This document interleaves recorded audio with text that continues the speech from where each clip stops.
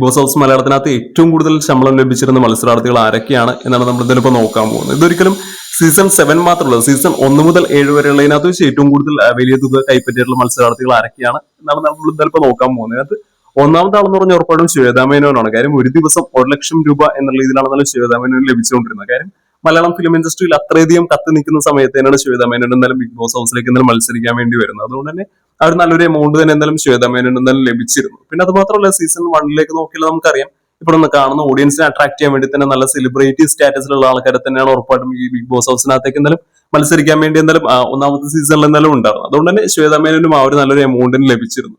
പിന്നെ സെക്കൻഡറി നോക്കുകയാണെങ്കിൽ ഇപ്പൊ ഇതിന് തൊട്ട് താഴെ നിൽക്കുന്ന ആരാന്ന് നോക്കിയാൽ രഞ്ജിനി ഹരിദാസ് ആണ്. ഒരു ദിവസം 80,000 രൂപ എന്ന രീതിയിലാണ് എന്തായാലും രഞ്ജിനി ഹരിദാസിന് ലഭിച്ചിരുന്നത്. കാര്യം എന്ന് പറഞ്ഞാൽ ആ സമയത്ത് ഈ ഐഡിയ സ്റ്റാർ സിംഗറും മറ്റൊക്കെ ആയിട്ട് രഞ്ജിനി ഹരിദാസ് നല്ല രീതിയിൽ തന്നെ കത്തി നിൽക്കുന്ന ഒരു സമയമായിരുന്നു. അതുകൊണ്ട് തന്നെ നല്ലൊരു എമൗണ്ട് രഞ്ജിനി ഹരിദാസിനും എന്തായാലും കൊടുത്തിട്ടുണ്ട്. ഒരു ദിവസം 80,000 രൂപ എന്നുള്ള രീതിയിലായിരുന്നു എന്തായാലും രഞ്ജിനി ഹരിദാസിന്റെ സാലറി. അതെന്ന് പറഞ്ഞാൽ അനൂപ് ചന്ദ്രനായിരുന്നു. അദ്ദേഹത്തിന് ഒരു ദിവസം 71,000 രൂപ എന്നുള്ള രീതിയിലാണ് ലഭിച്ചിരുന്നത്. കാര്യം അനൂപ് ചന്ദ്രനാണെങ്കിലും സിനിമയിലും മറ്റൊക്കെ ആയിട്ട് നല്ല രീതിയിൽ തന്നെ തിളങ്ങി നിൽക്കുന്ന ഒരു സമയം തന്നെയായിരുന്നു.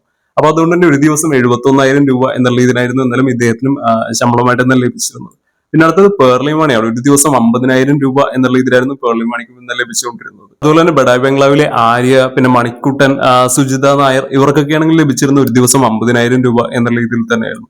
പിന്നെ ഈ സീസൺ 7 നോക്കുന്ന സമയത്താണെന്നുണ്ടെങ്കിൽ ഇത്രയധികം ശമ്പളമൊന്നും എന്തായാലും സീസൺ 7 എന്തായാലും ലഭിച്ചിട്ടില്ല. കാരണം ഓൾറെഡി ബിഗ് ബോസ് ഹൗസിൽ തന്നെ മത്സരിച്ചുള്ള പല മത്സരാർത്ഥികളും പറഞ്ഞിട്ടുള്ളതാണ് ഇതിനകത്ത് വെച്ച് ഏറ്റവും കുറവ് ശമ്പളം ലഭിക്കുന്ന ഒരു സീസണാണ് സീസൺ 7 എന്നുള്ള ഒരു കാര്യം. ഈ ഒരു സീസൺ 7 നോക്കുകയാണെങ്കിൽ ഏറ്റവും കൂടുതൽ ശമ്പളം ലഭിച്ചിരുന്ന അപ്പാനിശരത്ത്, അതുപോലെ തന്നെ ഷാനവാസ്, അനുമോൾ എന്നിവരൊക്കെ ആയിരുന്നു. അപ്പൊ ഇവർക്കൊക്കെ ലഭിച്ചിരുന്ന ഒരാഴ്ചയിൽ 50,000 രൂപ എന്നുള്ള രീതിയിലായിരുന്നു. പിന്നെ ഇവർ മാത്രമല്ല, വേറെ 1-2 ആൾക്കാരും കൂടെ ഉണ്ട്. അപ്പൊ വേറെ കൂടുതൽ ശമ്പളം ലഭിച്ചിരുന്ന ആരൊക്കെയാണെന്ന് നിങ്ങൾക്ക് അറിയാമെങ്കിൽ ജസ്റ്റ് ഒന്ന് കമന്റ് ചെയ്യാം, നമുക്ക് എന്തായാലും നോക്കാം.